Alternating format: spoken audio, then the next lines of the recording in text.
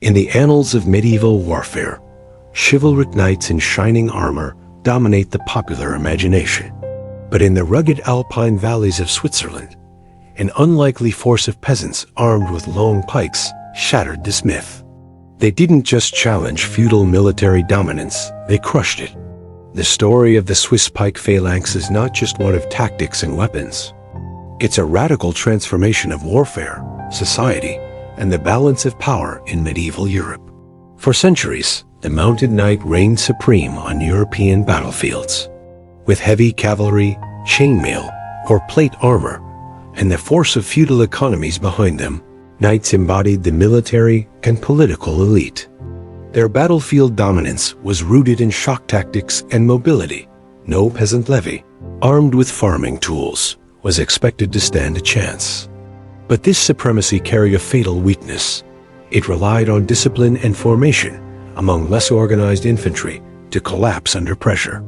The Swiss were about to shatter that assumption. The rise of the Swiss Pike Phalanx cannot be separated from the unique political and social structure of the Swiss cantons. In the 13th and 14th centuries, the Swiss Confederation was a loose alliance of rural communities determined to resist the growing encroachment of powerful feudal overlords, namely the Habsburgs. These alpine communities had no standing army, little wealth, and no nobility to speak of.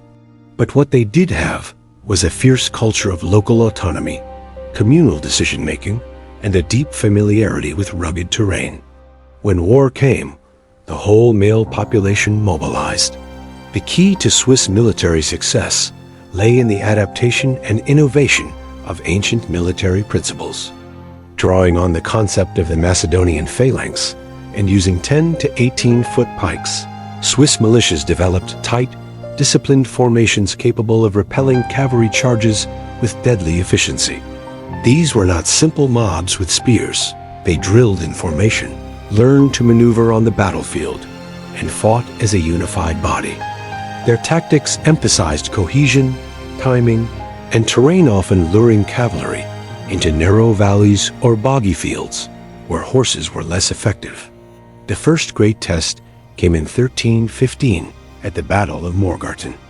A small Swiss force ambushed a much larger Habsburg army, led by Duke Leopold I, along a narrow mountain pass. Using the terrain to their advantage, the Swiss routed the heavily armored knights by pelting them with rocks and halberds before engaging at close quarters. The Habsburgs, unable to maneuver their cavalry, were cut down in brutal hand-to-hand combat. The myth of knightly invincibility was cracked, but this was only the beginning. Throughout the 14th century, Swiss military discipline grew ever more refined. At the Battle of Sempach in 1386 and Neffels in 1388, Swiss forces defeated larger, better-equipped armies through relentless close formation tactics and coordinated assault. They developed a three-tiered structure: pikemen in front, halberdiers behind, and reserves ready to exploit breakthroughs. The halberd and axe blade on a long shaft was especially effective against both cavalry and dismounted knights. These battles were not just victories, they were warnings. Infantry, when disciplined and well-trained, could now dominate medieval warfare. By the 15th century, Swiss soldiers had become not just a military force, but a psychological one. Their reputation for discipline, fearlessness, and brutality spread throughout Europe. Swiss victories were often marked by overwhelming violence, even against retreating enemies, to discourage future resistance.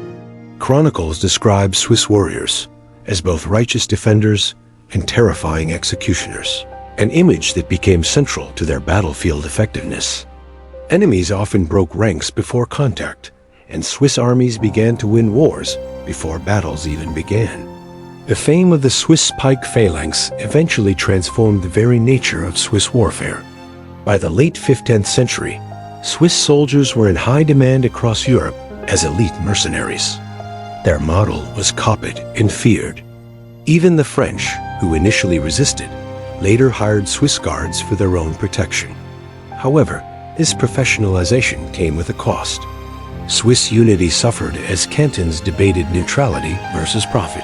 and rivalries emerged with other pike-based infantry forces, like the German Landsknechts, who challenged Swiss supremacy in brutal mirror image conflicts. Like all dominant systems, the Swiss Pike Phalanx had its limits. Its rigidity and dependence on cohesion made it vulnerable to artillery and mobile combined arms tactics. By the early 16th century, firearms and tactical innovations began to erode the dominance of massed pike formations. The Battle of Marignano in 1515 was a turning point. There, Swiss infantry suffered a major defeat against French forces using cannon and cavalry in coordination. It marked the end of their unchallenged battlefield supremacy, but not the end of their influence. The Swiss Pike Phalanx revolutionized military thinking. It was a decisive moment in the rise of infantry as the central force in European armies. The Swiss proved that commoners, if trained, disciplined, and properly equipped, could shatter the traditional social order of the battlefield. This paved the way for the decline of feudal levies, the professionalization of armies, and the eventual rise of national standing forces. Even into the modern era, Swiss soldiers continued to serve as elite guards and symbols of martial discipline. The story of the Swiss Pike Phalanx is not just about how peasants beat knights. It's about how tactical innovation, civic unity, and disciplined training reshaped medieval warfare.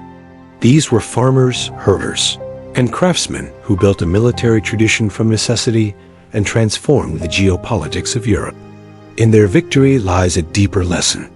History isn't always shaped by kings and nobles. It is often forged by those who dared to stand together, shoulder to shoulder, and fight